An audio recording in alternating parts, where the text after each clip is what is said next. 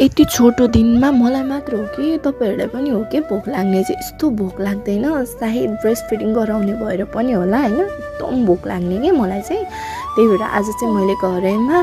चाम्रे भात र आलु फ्राई बनाएको थिएँ के आलु चाहिँ उसिनेर अनि त्यसलाई कटिङ गरेर फ्राई गरेको थिएँ के हैन एकदम टेस्टी पनि भएको थियो अनि यो बनाउने क्रममा मेरो बाबु चाहिँ उठिसकेको थियो के सुतेको थियो नि त अनि बनाउँदै उठ्यो अनि उसलाई मैले बाहिर राख्दिए एकछिन घाम लागेको थियो आज चाहिँ मज्जाको अनि बाहिर बस्यो पनि अनि म भित्र गएर आलु फ्राई गर्न बाँकी नै थियो आलु फ्राई गर्न थालेँ चाम्रे भात चाहिँ पाकिसकेको थियो है अनि मैले यो आलुको लागि प्याज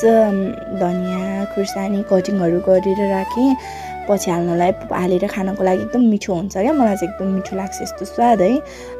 कटिङ गरेर राखेको प्याज धनिया खुर्सानी चाहिँ मैले आलुमा हालेँ अनि एकदम टेस्टी पनि भएको थियो के खाँदाखेरि यो चाहिँ फाइनल लुक हो है